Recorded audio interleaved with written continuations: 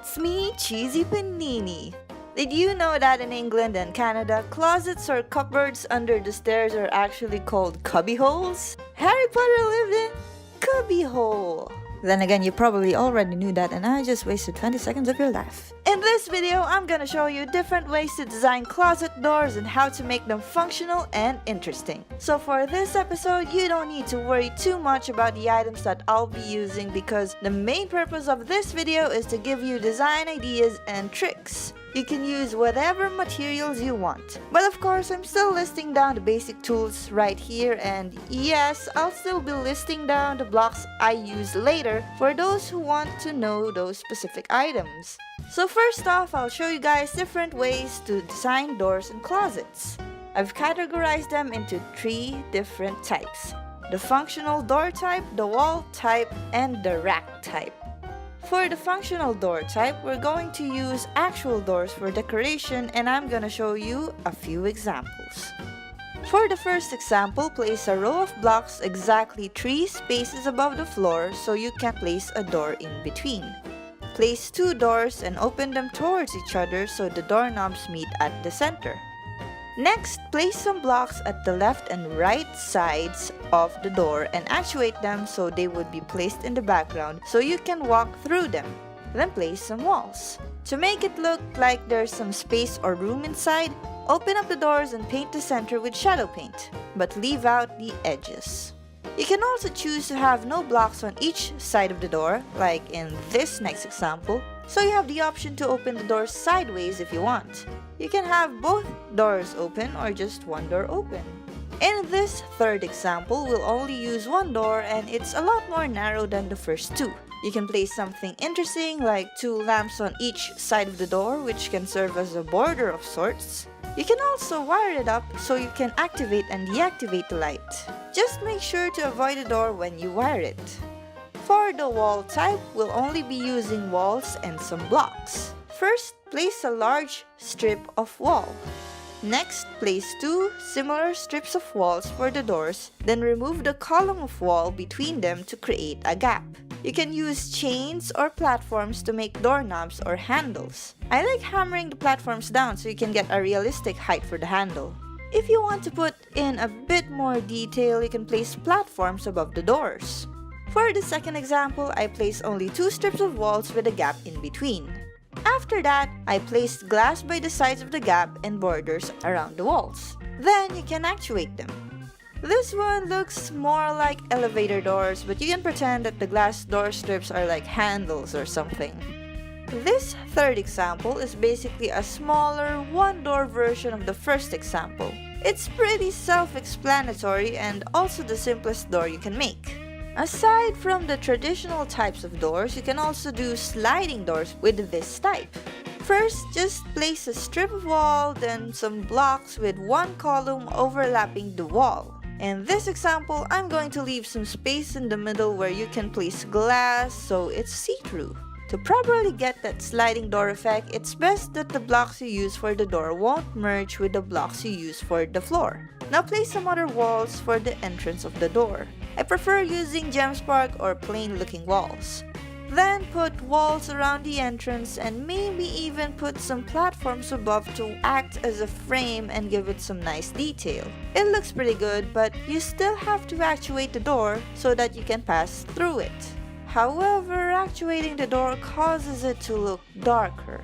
For this sliding door to look more convincing, it's a lot better if the blocks are lighter than the walls so they pop out more.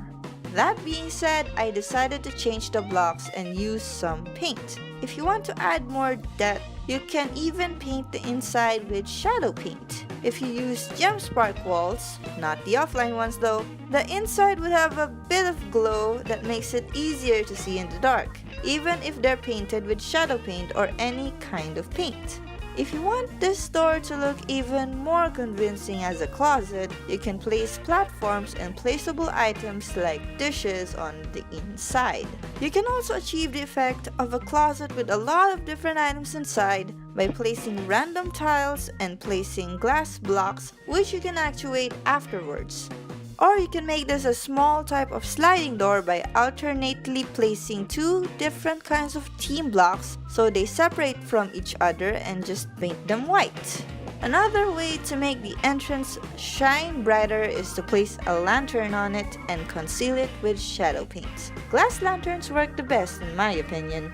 For the last example of this wall type, we've got a reach-in closet. The type where the sliding doors are inside and you just reach in for the items. First, make a border of walls. Next, place two columns on each side with chains or platforms for handles. These would be the doors.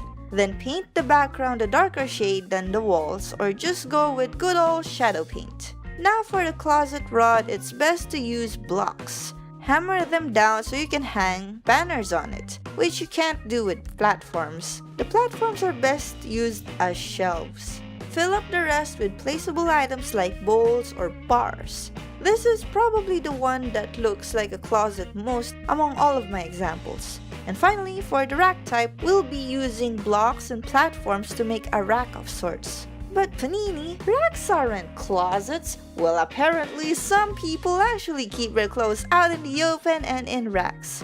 I personally wouldn't recommend that in real life, considering how dusty a room could be in just a matter of days. But anyways, I'm gonna include this just because. For racks, I like to use blocks with rounded edges like slime blocks. You can put in mannequins, weapon racks, more banners, and random objects. Another option is to use platforms to build shelves and stairs and just actuate the sides so you can easily pass through. You can also make a smaller and simpler version of a rack like this and maybe place a mirror over there. In my experience, adamantite walls painted white make pretty nice mirrors. Okay, now that we've talked about the different ways to design your closet or door, I'm gonna show you different ways to make your closets functional. There are 4 different functions you can apply to your closet: display, storage, secret messages, and secret entrances. For display, using weapon racks and mannequins for your closet design gives it a new function that stores your stuff and displays them. For storage, there's a lot of different items you can use. Some of them are chests, safes, piggy banks, barrels, trash cans, and even dressers. Painting them with shadow paint along with the walls would hide them from plain sight. When you right-click these items, you can access a secret storage space or change your garments if you use the dresser. You can also use these storage items, except for piggy banks and safes, for holding secret messages since you can rename them. These would do very nicely for making adventure maps. If you want longer messages, you can place signs on them instead. But the most commonly used item to hide with shadow paint has got to be the teleporters. You can not only hide them with shadow paint, you can also actuate them so you can pass through them. I like to place the lever or switch right above the teleporter so that the person just has to right-click the entrance to activate it. Or you can also just place them right next to the door.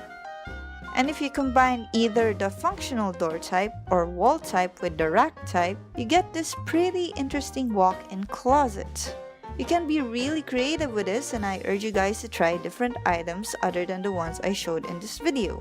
You know what? Let's end this video with another weird trivia about closets. This is highly debatable, and honestly, I don't think it's real. I just thought it was kinda interesting and funny. I don't even know where the concept came from, but apparently, back in colonial America, some sources claim that houses back then lacked closets because they had some sort of closet tax imposed by the British. The more plausible reason, though, which most people also agree with, is that most houses just don't have any closets because residents didn't even have that many possessions to begin with.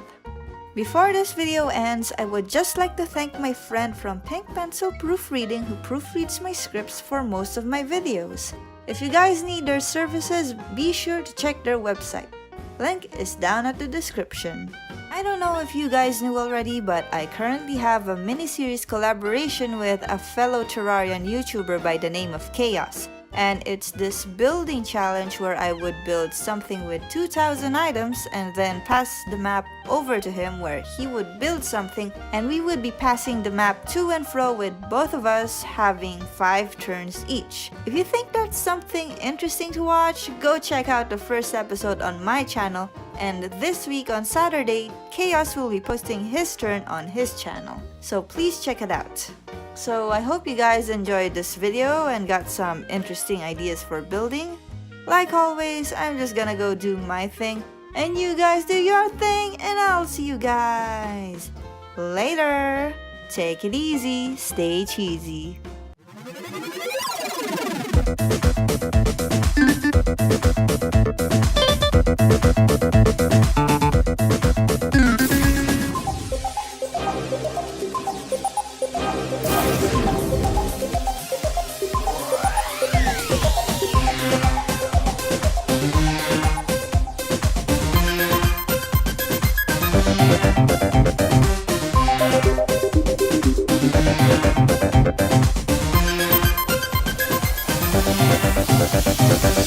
Thank you.